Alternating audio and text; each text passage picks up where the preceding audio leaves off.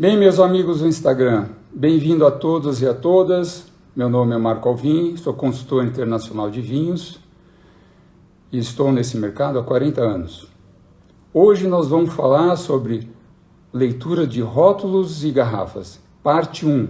Nós vamos falar hoje sobre o Velho Mundo, é bem complexo, né? Principalmente os rótulos franceses, e mais depois os outros países do Velho Mundo.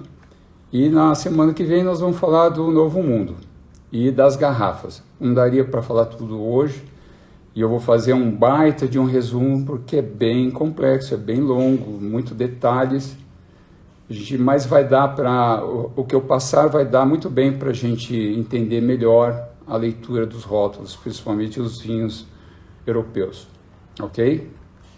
Então nós vamos combinar que as perguntas vamos deixar para o final da live, aí eu abro para as perguntas e a gente esclarece dúvidas que houver. Bem, nós temos um grande mal, que é julgar as garrafas pelo rótulo, pelo formato da garrafa, pelo tipo de fechamento da garrafa, que é screw cap, né? Essa famosa abertura, screw cap, para quem não conhece, esse tipo de fechamento, acha que o vinho não é bom, e não é verdade. Que isso nós vamos entrar em detalhe na semana que vem, que são mais usados no Novo Mundo. Apesar que o Velho Mundo também já começou a usar, nós vamos falar sobre isso hoje, tá? Mas não devemos julgar dessa forma se o vinho é bom ou não pela aparência. O que nós temos que fazer é ler o rótulo, principalmente o contrarótulo, que lá tem muitas informações. Quando não tem, aí a gente fica mais ligado se compra ou não esse vinho. Se você conhece o produtor, já consome vinho deles, e vem poucas informações no contrarótulo, mas você já gosta desse produtor, tudo bem. Mas de um modo geral, o contrarótulo seria as informações adequadas para você decidir se o vinho você vai levar ou não. Porque já que não dá para experimentar todos os vinhos, não dá para degustar, nós temos que pagar para ver.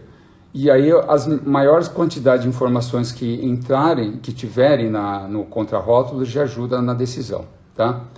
Então hoje nós vamos tentar decifrar esse famoso rótulo que a gente muitas vezes se perde. Todo mundo me pergunta, mas como que a gente lê um rótulo? Como que a gente sabe o que a gente está levando? Na verdade, o conteúdo a gente não vai saber, a gente vai deduzir, né? O que nós estamos levando, e depois você vai tomar em casa e vai aprovar ou não, ou vai classificar ele da forma que mais lhe agrada, ok? Mas antes da gente começar a falar em rótulos, eu preciso falar a diferença de Novo Mundo e Velho Mundo. Vamos começar pelo Velho Mundo. O Velho Mundo, ele dá muita importância à tradição em produzir vinho, tá? Essa é a linha do Velho Mundo. O Novo Mundo seria tecnologia e inovação, ou seja, eles querem máquinas, processos, tudo de forma mais nova e na vanguarda. Depois nós temos o terroir, que o Velho Mundo dá muito valor. Terroir é aquela relação de solo e microclima. Solo é o terreno, a qualidade do terreno, altitude e relevo, e microclima é temperatura, luz solar, vento, umidade, calor. Somando tudo isso dá terroir, que isso o Velho Mundo dá muito valor. Mas no Novo Mundo, o que dá um valor é vinicultura de precisão, ou seja, máquinas moderníssimas, velozes, forma de encher a garrafa, de fechar a garrafa, isso que o Novo Mundo dá valor. Aí depois nós temos nome da região, onde no Velho Mundo dá valor, mas no Novo Mundo eles dão valor nas castas, nas uvas, tá? Essa é a diferença. Depois nós temos pequenos vinhedos e grandes vinhedos. Depois, vinificação com arte, eles produzem vinho de forma artística, né? De uma forma mais artesanal. E o Novo Mundo são vinificação controlada, né? Tudo é documentado, tudo tem tempo, tem cronometrado. Então começam a ser as diferenças. Depois nós temos vinho de guarda no Velho Mundo. Eles produziam, né, até então vinhos de guarda. Isso está mudando, que a gente vai fazer um comentário sobre isso. E os vinhos do Novo Mundo fazem vinhos jovens para ser tomado imediatamente. E fazem também um pouco de vinho de guarda, mas o foco do Novo Mundo são vinhos de consumo rápido. Depois nós temos sabores sutis no Velho Mundo e sabores exuberantes para o Novo Mundo, né? Então, Velho Mundo sutil, Novo Mundo exuberante. Depois, sabores frutados, né? Que são esses daqui. Então, sutis e sabores frutados. Depois aqui nós temos elegância no Velho Mundo e exuberância no Novo Mundo, tá? E por fim, o mérito da região, que é onde o Velho Mundo dá muito valor, que vocês vão ver no rótulo, e no Novo Mundo eles dão valor ao enólogo, winemaker. Então resumidamente, essa é a diferença de Velho Mundo e Novo Mundo. Hoje, então, nós vamos focar no Velho Mundo, os rótulos do Velho Mundo, que na França é bem complicado, apesar que vem facilitando, eles vêm mudando o estilo de fazer a impressão, de colocar informações no rótulo, seguindo já uma tendência do Novo Mundo. E o Novo Mundo é muito simples, muito desenho, muita estampa, e nada de colocar regiões ou quem é o produtor. Nós vamos ver isso daí, tá? Então essa é a diferença de Novo Mundo e Velho Mundo. Então, vinhos do Velho Mundo, rótulos, nome do produtor. O que acontece? Na região da França, as vinícolas francesas, em Bordeaux, por exemplo, o nome vem como Chateau, ou, que é castelo, Domaine, que é um campo rural, ou Maison, que é a casa, que eles chamam de casa onde produz o vinho. Em Portugal é a quinta, que é uma propriedade rural agrícola, ou herdade, que é uma fazenda rural também. Na Espanha, ou países de língua espanhola, tem a finca, né, sempre é propriedade rural, ou bodega, armazém ou adega. E na Itália é azienda, que é uma grande empresa rural, e a tenuta, que também é uma propriedade, e uma cantina, que também é uma propriedade e adega. Então, essa alguns nomes que podem, na maioria, até então apareciam nos rótulos, herdade, quinta, chateau, e vai afora. Aí todo mundo fala, mas o que é isso? Tudo se reverte a uma propriedade rural onde se produz, onde se planta as uvas, tá? Depois nós vamos falar quem engarrafa. As regiões, na grande parte do mundo, na grande parte dos países que produzem vinho, existe uma denominação. Então, na maioria é DOC ou DC, que é denominação controlada, DC, ou DOC, denominação de origem controlada. Isso, e na França é AC ou AOC, que é AC, apelação contrôlée, ou apelação de origem controlada. Essa é a diferença da França com o resto do mundo. Existe também uma variante de um outro país, mas de um modo geral é isso. O que é uma denominação? São certificações, o governo controla a produção com regras. Então, as certificações são atribuídas a vinhos de regiões geograficamente delimitada e que tem as características geográficas do terroir. Elas seguem regras e legislações locais. Então, por isso que tem as denominações. Claro, vai ter vinho que não tem. Há produtores pequenos que ainda não se certificaram. Mas, de um modo geral, quando você encontra essas denominações DOC ou A, DC, DOC, AC ou AOC, em Portugal tem outras, Argentina tem outra, também tem DOC, mas tem outros tipos. essa garante que tem um controle em tudo, desde da plantação, da colheita, da produção, do que é adicionado, a quantidade que é adicionada, exemplo, sulfito. Na França é uma quantidade, sulfito é o conservante que se vai no vinho, então há um limite por gramas que se coloca, ou quilos se coloca no produto. Na Espanha de um jeito, é uma outra quantidade, na Itália é outra, assim sucessivamente. Então há um controle absoluto. Se saiu fora dessa regra, não recebe a denominação e provavelmente deve receber lá um aviso, né, uma multa, aí exatamente eu não sei como funciona, mas provavelmente deve receber lá uma atenção, senhor produtor, a seguir as regras, tá? Então é assim que funciona na maioria dos países que produzem vinho. Então o rótulo informa a origem e a uva, de um modo geral.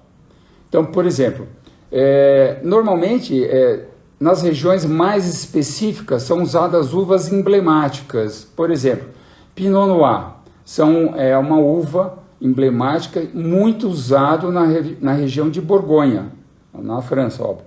Então, claro que existem outras uvas, mas a uva mais usada é a Pinot Noir. Aí depois nós temos a Gamay, que é usado na região de Beaujolais. Beaujolais é onde faz o Beaujolais Nouveau, ainda tem mais 12 denominações, que é o Beaujolais Village, o Fleury, o Moulavin, Julienase, etc. Eu não vou falar todos eles, mas são 12, tá? Então lá se usa a Gamay Noir e a Jus Blanc Grep. É as uvas mais emblemáticas da região de Beaujolais. Depois nós temos a Cabernet Sauvignon, que é de Bordeaux, que é usado muitíssimo em quase todas as regiões de Bordeaux, além de outras, mas a cabeça aí, o carro-chefe da região de Bordeaux, são a Cabernet Sauvignon. Aí, nas denominações AC, que é a Appellation Contrôlée, ou AOC, Appellation de Origem Contrôlée, elas acompanham com o nome da região. Por exemplo, Franck Corté de Bordeaux. Ali está dizendo o que significa, de onde veio, a região que veio aquele vinho. Então, depois eu vou mostrar alguns rótulos, a gente vai fazer um exercício aqui. Não se assuste, é muita informação, mas a gente vai depois sacramentar essas informações, tá? Moda que muda dos países. Os rótulos vão mudando de cada país. Bom, não vou ler aqui para a gente não perder o foco, tá? Na Espanha, a gente tem o DO, denominação de origem, tá? Que seria muito comum em Rioja ou Ribeiro del Duero, que se usa o DO. Na Itália tem o DOC, denominação de origem controlada, ou o DOCG, que é denominação de origem controlada garantida. Tem isso também. Em Portugal nós temos também o DOC, ou aí tem mais um, que é o CVR, que é Comissão Vitivinícola da Região, Vitivinícola da Região, CVR, Comissão Vitivinícola da Região. Então, para quase todos os países, conhecendo as regiões, né, de cada país, você já deduz quais são as uvas usadas. Tá vendo? Já é uma dica legal. Bordeaux é Cabernet Sauvignon. Beaujolais, é a Gamay. Borgonha, é Pinot Noir. E assim sucessivamente. Na Itália é mais complicado. Tem muita uva. Espanha também, mas é fácil. Elas até, inclusive, numa região, numa cidade da Itália, a mesma uva, em outra cidade ela tem outro nome, mas é a mesma uva. Mas aí é outro exercício, é para outra live, tá? É bem complexo isso daí. Classificação dos vinhos, que é a maturação. Na França, por exemplo, a gente vai falar muito de cru. Cru, a tradução em francês é crescer. Aí você soma conhecimento, experiência e terroir. Somando tudo isso, eles chamam de cru. E aí nós temos a primeira, que é o primaire, Grand Cru Classé, até enrola a língua, né? Premier Grand Cru Classé. São para 10 vinhos, né, que tem essa classificação, e as seguintes classificações, e depois as seguintes classificações são Douzaine Cru Classé, Troisième, então vamos lá, Douzaine Cru Classé, Troisième Cru Classé, Quatrième Cru Classé e Cinquième Cru Classé. Quem fala português deve estar, francês deve estar rindo, mas é mais ou menos assim, tá? Não sou expert em francês, dou lá minhas pauladinhas, mas é isso. Então tem uma, a Première, depois a segunda Douzaine, o Troisième, o Quatrième e Cinquième Cru Classé. Então um exemplo bem clássico aqui para a gente ilustrar. Essa aqui eu vou mostrar. O vinho... Cadê ele? Ah, tá aqui. O Mouton Rothschild, até 1973, ele era um Douzaine. O Mouton Rothschild. Eu sei que está ao contrário aí, mas só para ilustrar. Você vê que o rótulo do Mouton Rothschild é um pouco diferenciado. Ele sempre tem uma arte de um artista famoso em cima, e depois ele coloca aqui o Chateau Mouton Rothschild, tem alguns detalhes que a gente vai já falar. Bom, podemos falar agora, né? Então aqui nós temos aqui o Chateau Mouton Rothschild, a região Pauillac, pena que mostra o contrário, né? E aqui ele fala que é o Domaine Mouton Rothschild, então é feito lá em Mouton, o próprio Mouton Rothschild que engarrafa. Então em 73, o Mouton Rothschild passou de Douzaine para Premier Cru Classé. Então ele agora ele passa a ser um Premier Cru, entendeu? Essa é a diferença, apesar de ser um vinho caríssimo, mas ele é um Douzaine, não é mais, agora é um Premier Cru. Aí temos em segundo lugar, a segunda classificação, Grand Cru Classé. Um exemplo A, né? Grand Cru Classé A, que um exemplo desse é o Chateau Ozone e o Chateau Cheval Blanc. Ele está na classe A. Depois na classe B tem mais 11 vinhos que estão na classe B do Grand Cru Classé, tá? São vários vinhos. Aqui eu não vou entrar no mérito, que a gente vai longe nisso daí. Depois nós temos o Grand Vin. São vinhos, essa classificação é o melhor vinho daquele produtor. E olha só que engraçado, que legal isso aqui. Chateau Petrus, todo mundo já ouviu falar. Aqui ele está Grand Vin. Essa região Pomerol, ele não tem classificação, apesar de ter os dois maiores e melhores e mais caros vinhos do mundo, de Bordeaux, que é o Chateau Petrus e o Chateau Le Pin. Lá em Pomerol não tem classificação do Premier Cru Classé, tá? Só Grand Vin. Depois nós temos em quarto lugar o Premier Cru Superior. Um exemplo disso é o Chateau de Quem, é um vinho caro, de colheita tardia, um vinho doce, de Sauternes. Então ele tem o Premier Cru Superior. Depois os Cru Bourgeois, Cru Bourgeois. Esses são vinhos, são 300 chateaus que produzem vinhos muito bons, com custo-benefício maravilhoso, é muito acessível. Exemplo, quer ver? Aqui. Eu tenho um vinho aqui, olha. Chateau Lagrave. Chateau Lagrave. Cru Bourgeois. Cru Bourgeois. Ele tem um custo maravilhoso, um vinho muito bom e é acessível. Então ele não tem toda aquela classe, tipo um Premier Cru, é um Cru Bourgeois, mas é mais acessível e está na vizinhança. Por que foi dado essas classificações? Porque lá atrás, muito lá atrás, na época de Napoleão, existiam produtores que faziam excelentes vinhos e a vizinhança pegava carona nesses grandes produtores e diziam que os vinhos deles também eram tão bons quanto. E aí o Napoleão, na época Napoleão, resolveram denominar os melhores vinhos com essas denominações, tá? Então por isso que existe isso daí. Aí Borgonha, aí nós vamos agora para Borgonha, nós estávamos em Bordeaux, estamos agora em Borgonha. Primeiro, Grand Cru, é um vinhaço, é o top de Borgonha. Um deles lá, que a gente sabe, que é o Romanée Conti, apesar que não está escrito Grand Cru, mas são vinhaços, o vinho mais caro do mundo. Depois o Premier Cru, tá? São outra classificação de vinho. Mas atenção, apesar das classificações de Bordeaux e Borgonha são similares, mas a ordem da importância se inverte, tá? Lá no Bordeaux, o Grand Cru não está em primeiro. Quem está em primeiro é o Premier Cru. E aqui em Borgonha é o contrário. Então, atenção quando for ler um vinho da região de Bordeaux ou Borgonha. Continuando em Borgonha, aí nós temos o Village. É um vinho que vem de um vinhedo não classificado. Então, são os villages. Então, traz uns vinhos bons, claro, mas se recebe uma classificação de village. Aí a apelação regionale, que é uma apelação regional, local. Depois os vendages tardi, que são colheitas tardias.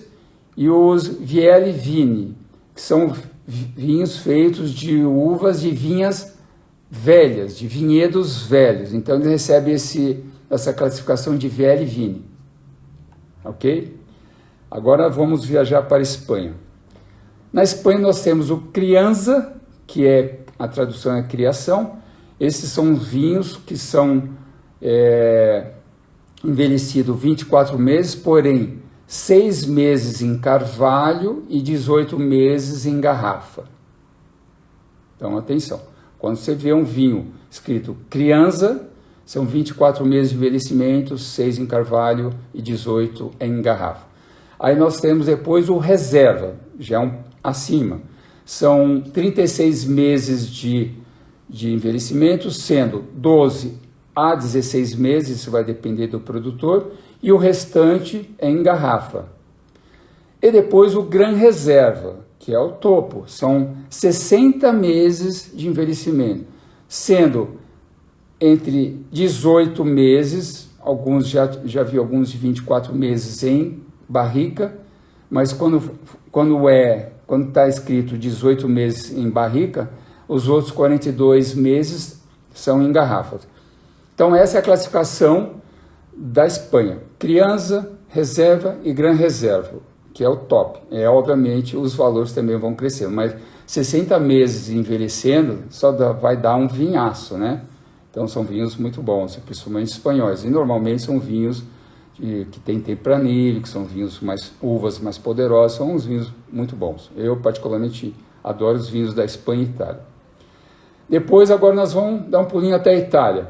Lá tem começa em clássico, são vinhos 100% nas regras do DOC, né? DOC, Denominação de Origem Controlada. Um exemplo disso é o Amarone e o Valpolicella. Ou Valpolicella, tá? Existe alguns Valpolicella que não é tudo isso. Depois vem o Reserva, que ele tem um tempo de envelhecimento previsto nas regras do DOC, pelo menos 6 meses, tanto faz em barrica ou em garrafa, mas só pode ser comercializado após isso daí, tá?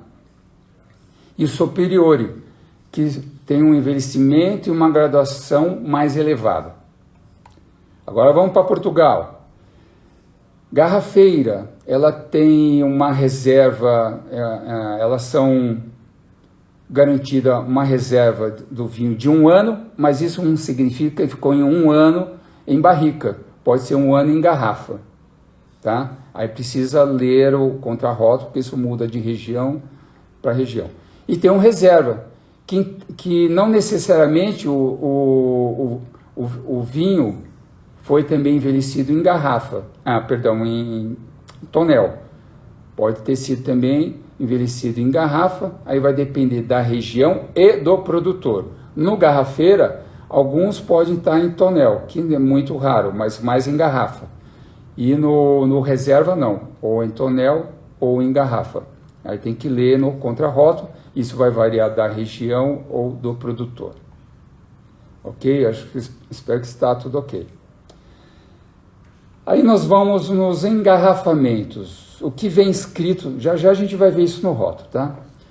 O que vem escrito no rótulo na França, quando se diz engarrafamento. Então vai lá escrito Mise bouteille o significa engarrafado por blá blá blá blá, ou Chateau, alguma coisa, Chateau Marc Alvin, Chateau Napoleão, alguma coisa. Então vem lá, vem bem pequenininho, Mise bouteille o e o nome de quem engarrafou. Depois tem domaine, o domaine, quer dizer, em domínio, ou então la propriété, que é engarrafado pelo próprio produtor da uva. Então ele produz o vinho e engarrafa o vinho, que isso também acontece em qualquer lugar do mundo, o cara produzir vinho, mas não engarrafa. Ele vende as uvas dele para o produtor, para a pessoa que vai produzir o vinho. E tem gente que produz a sua própria uva e também produz e engarrafa seu vinho. Que é o caso dos negociants. Os negociantes negociam, como diz a palavra, eles negociam, eles compram a uva de vários produtores que não produzem uva, ou mesmo quem produz vinho pode ter uvas a mais e vende para outros produtores. E o negociant, ele engarrafa seu vinho. Então vem lá, Mise bouteille pour, aí segue o nome do negociant. Então, Mise en bouteille pour e o nome do produtor. Tá quase lá meu francês, né? E aí na Itália, ela funciona assim, embotilhado alla, aí vem o nome do engarrafador. Ou tiver a frase all'origine ou à la propriété, agora estou no francês na Itália. À la propriété significa que o vinho foi engarrafado pelo próprio produtor da uva. Nossa, quanta coisa, cara. Pois é. Então, de novo, recapitulando. Embotilhado, ala, então seria o engarrafador e não o produtor, né? Ou então alogenare, que é originari, alorigene, ou ala proprietà, que é o cara que produz o vinho, que engarrafou seu próprio vinho. Nossa, difícil, né? Portugal é fácil, é a mesma língua, é só ler lá, engarrafado por... Então vamos lá, que as outras, agora que nós vamos falar é sobre teor alcoólico, isso é facinho. Então vamos lá aos exemplos, eu vou ter que pôr aqui meu auxiliar. Aqui. Eu vou pôr aqui o rótulo na minha posição. Então tá aqui, ó. Chateau, peraí que eu tô vendo. Olha lá, Maison Bouteille Chateau, Chateau Margaux, Grand Vin, é um grande vinho que é produzido, é o melhor que ele produz da região, e ele tem a classificação Premier Grand Cru Classé, então ele é o top, é o melhor da região de Bordeaux, 2001, Margaux, e lá embaixo vem lá, apelação, não sei se dá para ver aí, apelação Margaux Contrôlé, porque a região Margaux tem a sua apelação, que é a apelação Margaux. Todos os outros produtores de vinho, que um é Premier Cru, que é a vizinhança, se tiver essa apelação, vai a apelação Margaux.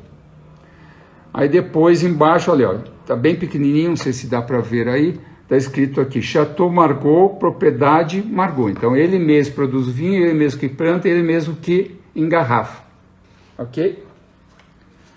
Aí depois nós temos aqui uma da Espanha, que aqui é um rótulo que chama Berônia. Olha lá, Crianza, que significa o Crianza? O vinho de 24 meses, sendo 6 de tonel e 18 de garrafa, tá?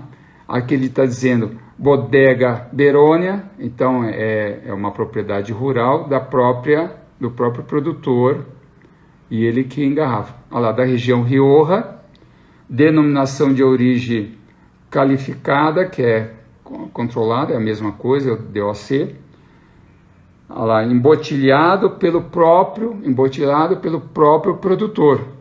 Então, está em casa, tudo em casa. Ele produz, ele planta, ele produz e engarrafa. E lá embaixo está o Olaure, Espanha, quer dizer, um município que ele está localizado, que chama Olaure, lá na Espanha. E produzido na Espanha aí é fácil, tá? Agora nós vamos num vinho que é bem conhecido, é um vinho que é bem antigo aqui no Brasil. Até houve um momento que ele estava tão desclassificado, mas ele tem vinhos bons, que é o Bola. Olha lá, Bola, aí ele põe o nome dele mesmo. Valpolicella, que é a classificação, que é a região. Depois, denominação de origem controlada, ali, DOC, D-O-C. É um clássico, 100% segue as regras do DOC, 2009, italiano. E lá embaixo é produzido na Itália. Fácil, né? Aí nós vamos lá voltar para os franceses. Agora eu vou ter que mostrar o contrário, porque não deu para imprimir todos. Esse aqui está na garrafa. Está escrito aqui, La Dame de Monrose. Tá ao contrário.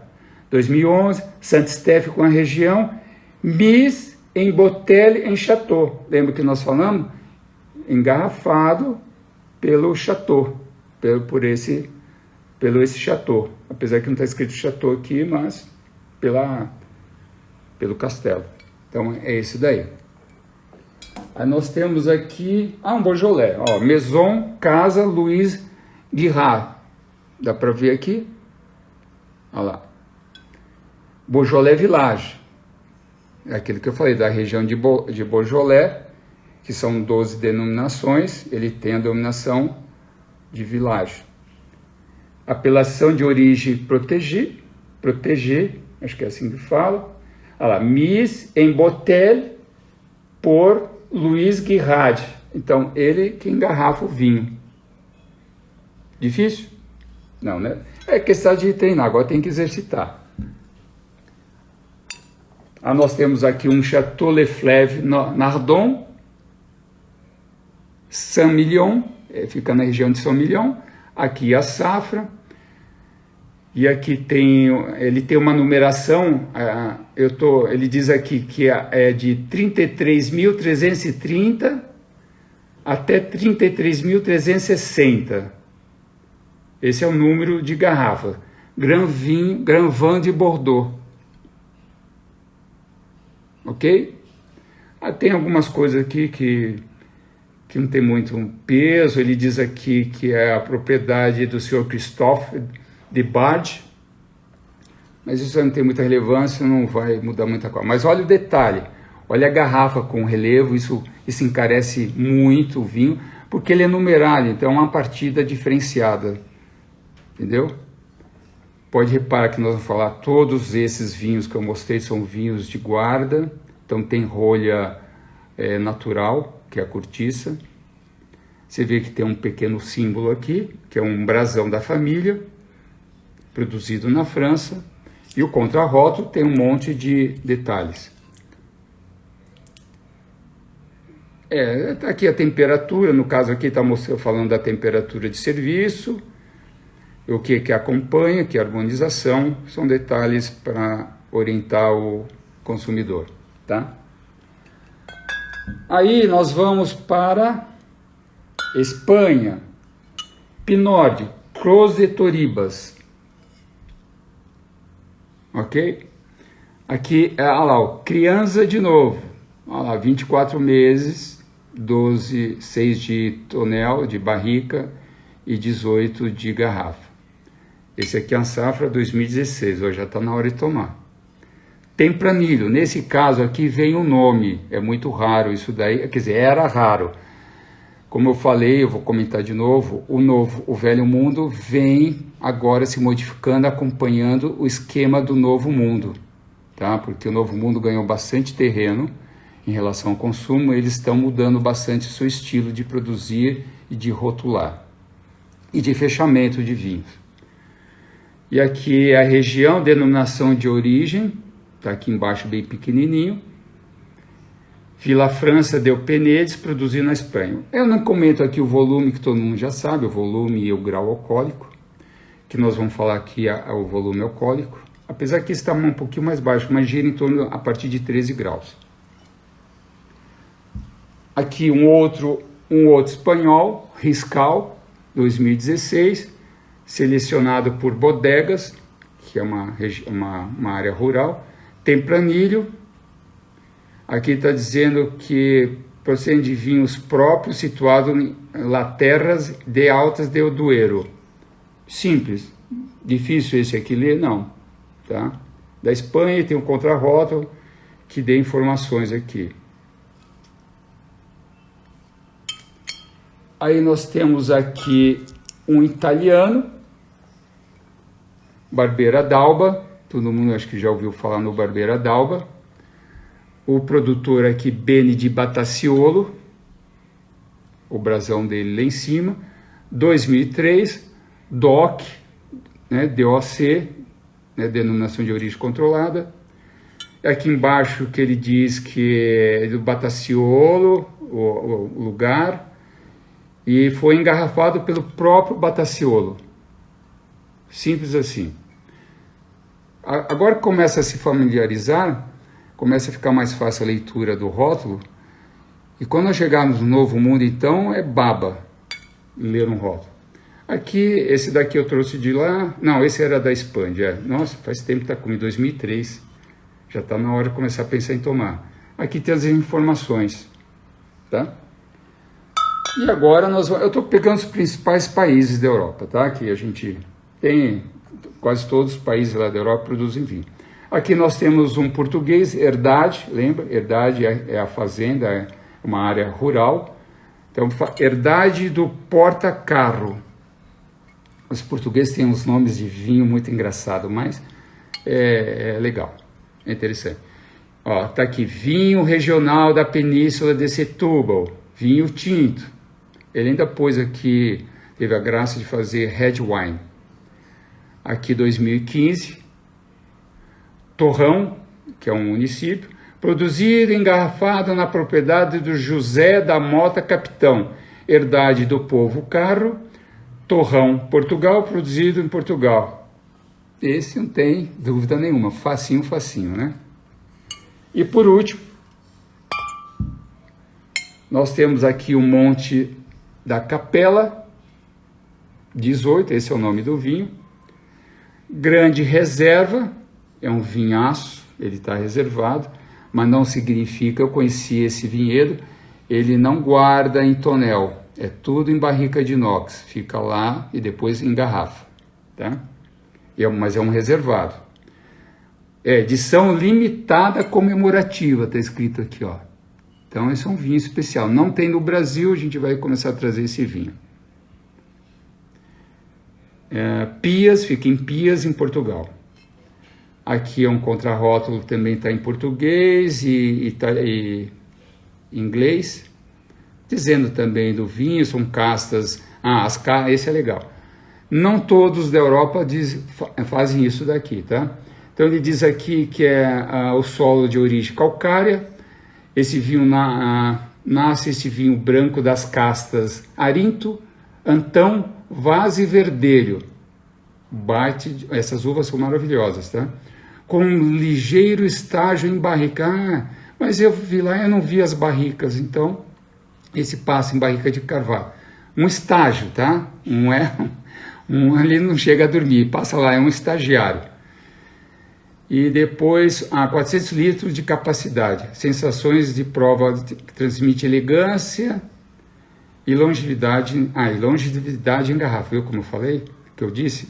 A maior parte o vinho desse lugar fica em garrafa, fica no tonel de inox, os outros vinhos dele ficam em inox, depois fica em garrafa. Então, esse aqui tem um estágio rápido em tonel, em barrica, e depois vai para a garrafa. Então, é isso. Deixa eu ver se tem mais alguma coisa. Tem mais um espanhol aqui. Esse aqui é um espanhol, Priorato, de Priorato, tá vendo? Esse é Igneus, o nome é FA206. Você vê que 2013, então elaborado e em botelle por Masi Guineus, é o próprio produtor que engarrafa. E aqui ele põe volume da garrafa e de álcool. Esse também não tem detalhes aqui, só a validade, prazo indeterminados, tem o anidrito sulfuroso, que é o conservante. Nem todos mostram isso. Quem tem alergia tem que estar atento ao sulfito, tá? Tem muita gente que é alérgica. Então é isso. Tem mais um aqui, italiano. Primitivo de Mandura, o famoso. Todo mundo gosta desse vinho, tá? É um vinho mais final, mais achocolatado, ele é mais frutado, os primitivos, tá? A uva primitivo, é muito legal. Também está do Boté, Matanê, esse vinho aqui ainda não tem no Brasil, a gente está estudando para trazer, mas você vê que tem mais fantasia, tem aqui um desenho, e aqui tudo é um texto dele, é uma poesia que ele escreve, tá? Então, em suma isso. Aí nós vamos agora para o teor alcoólico, os vinhos do Velho Mundo, começa em 13, nós vimos aqui de 12,5, mas normalmente 13 a 14 graus, isso significa vinhos frutados, né? A temperatura, o grau alcoólico, quanto maior, mais frutado é e mais alcoólico, obviamente, ele é, porque normalmente ele vem de uma região mais quente, e quando a região é quente, a uva, ela se torna, é mais concentrado o açúcar, naturalmente dá um vinho mais frutado e mais alcoólico. Atenção, para os vinhos tintos, com teor alcoólico abaixo de 10%, é um vinho sofrível ou problemático. Atenção, abaixo de 10% de grau alcoólico, ficam espertos. Tipos de fechamento. Então, como nós vimos uma live lá atrás, nós temos as cortiças naturais, né, as rolhas de cortiça naturais. Depois nós temos a aglomerada, as sintéticas, as de vidros e depois as screw cap, que foi o que eu acabei de mostrar, que são essas daqui. O Novo Mundo, até então, só usava as de cortiças naturais. Como ela vem seguindo uma tendência do Novo Mundo, ela vem produzindo vinhos mais jovens, vinhos de consumo mais rápido, então eles começaram a aderir às rolhas sintéticas, que eu até esqueci de falar, são as rolhas sintéticas, né, as aglomeradas e as de screw caps. Agora se encontra vinho da Europa de screw cap, olha que legal. Mas não significa que os vinhos são fracos, são vinhos de consumos rápidos, são vinhos bons. Você imagina um vinho da região da França, da França vindo da região de Bordeaux, só tem vinhaço de screw cap. É um vinho ruimzinho, pode até ser que tenha um produtor lá que pega carona dessa fama, mas são vinhos bons. Os Cru Bourgeois são vinhos de screw cap, são vinhos custo-benefício e vinhos maravilhosos, tá? Então, pessoal, a semana que vem nós vamos falar dos vinhos do vinho do Novo Mundo e vamos falar sobre garrafas. Agora a gente vai abrir para perguntas, vamos ver se tem alguma pergunta e logo em seguida a gente encerra a nossa live hoje. Falei muito, mas hoje foi mais curto, né? Eu postei essa semana o vídeo de uma entrevista com o Olivardo Sack, lá da São Roque, sobre o vinho dos mortos. É legal, assistam lá. E amanhã ele está inaugurando o restaurante aqui em São Paulo, tá? Bom, depois dessa explanação dos rótulos do Velho Mundo, vocês vão reconhecer o vinho até cheirando o rótulo, pelo cheiro do rótulo, né? Vai ser fácil. Vamos ver se tem alguma pergunta aqui.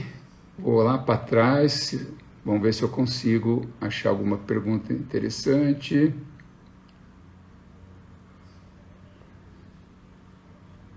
Peraí.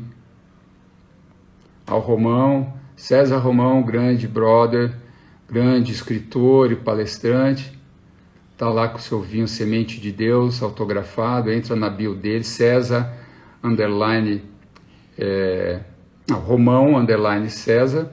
Está lá na bio dele. Aí você clica e tem inclusive o curso dele, seja protagonista do seu futuro. Depois, o que nós temos aqui?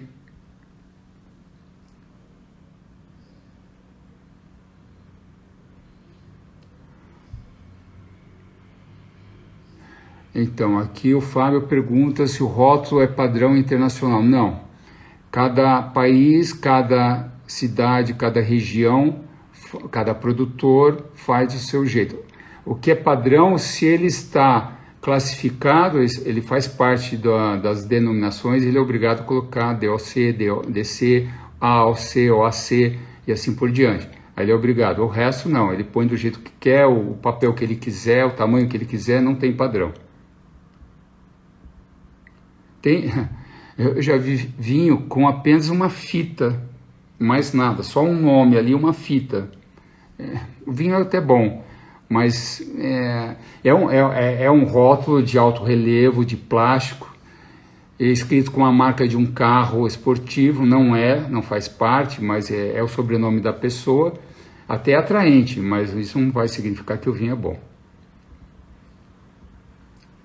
Vamos ver aqui.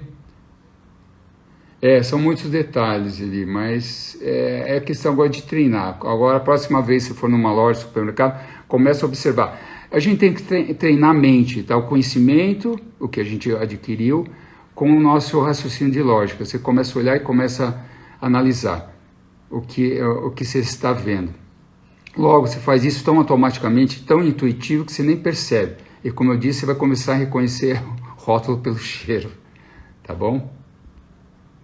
Essa é uma frase de um amigo meu que falou: amo o primitivo, eu também. Vamos ver aqui. Ótima explicação, obrigado. Adorei, era isso que eu queria saber sobre as regras. Legal. Não deu para colocar tudo, é muito extenso, gente. Você não faz ideia. Quando a gente entra na França, nossa, tem história, tem regras, por que mudou, o que tem essa denominação, por que isso surgiu, por que... Só na região de Bordeaux são N regiões, micro-regiões, é muito grande. Quem gosta dos vinhos franceses, eu aconselharia a dar uma estudada nas regiões, porque aí você vai lá, lê o rótulo e já sabe de onde veio. E aí você gosta, você adota aquele produtor, aquela região, aí fica muito mais fácil para comprar o vinho. Então, Borgonha, a mesma coisa. Depois que você sai dessa região Bordeaux e Borgonha, tem outras milhões de micro-regiões. É um mundo, cara, é muito grande. E aí na Itália, como eu te falei, tem muitas uvas. Existe até, se entrar no Google, eu não lembro, eu vou ver se me lembrar. Me manda alguém puder me lembrar, e na semana que vem eu posto um mapa da Itália, de todas as uvas e regiões, e os nomes dos vinhos e das uvas. Você vai ver que a mesma uva estão em várias regiões, ou elas mudam o nome, mas é a mesma uva, que nós vamos falar também a semana que vem. Algumas uvas com nomes diferentes em outros países. Então é isso, mas parece difícil, né? Mas com o tempo a gente vai pegando a prática. É uma arte, beber vinho, comprar vinho é muito gostoso. É cultura, é divertido e é uma arte. Vamos ver aqui.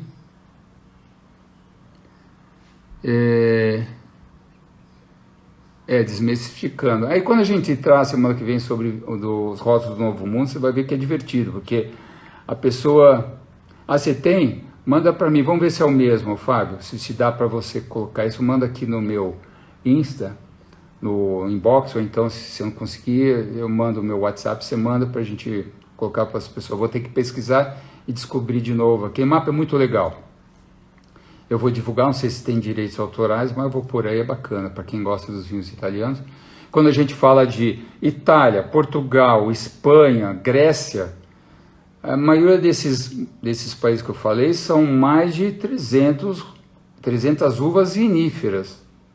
Imagina que loucura. Mas ou as mais emblemáticas são mais usadas? Ok, obrigado, Fábio. Tudo que você... O que é? Tudo que se relaciona ao vinho é uma arte, é verdade. Reginaldo. É muito bacana, suas dicas, parabéns. Às vezes temos um pouco de vergonha de perguntar, mas devemos tirar as dúvidas, pois é uma oportunidade. Isso aí, se tiver dúvidas, manda para mim aí no inbox ou aqui na live, tá? E aí, o que eu estava falando, e do Novo Mundo é muito divertido porque eles colocam, nossa, tem nome de todo tipo.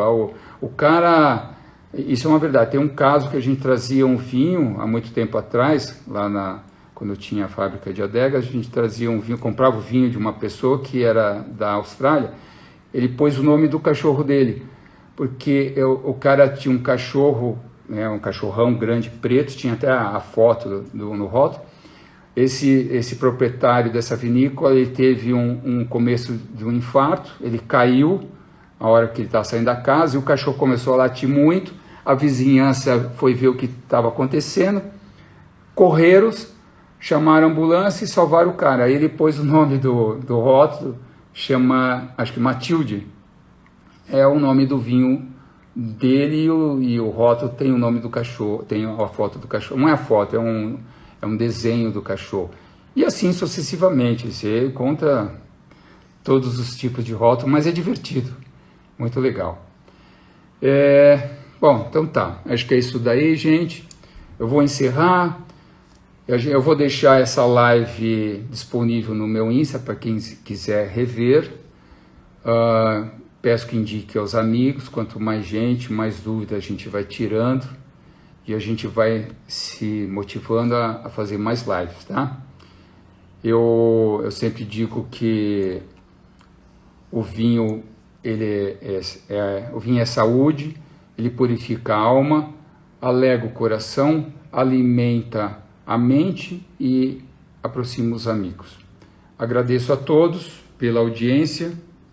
Estou aqui com meu vinho, sempre vou encerrar com uma taça de vinho. Saúde, que em francês é... Nossa, até esqueci agora, deu um branco.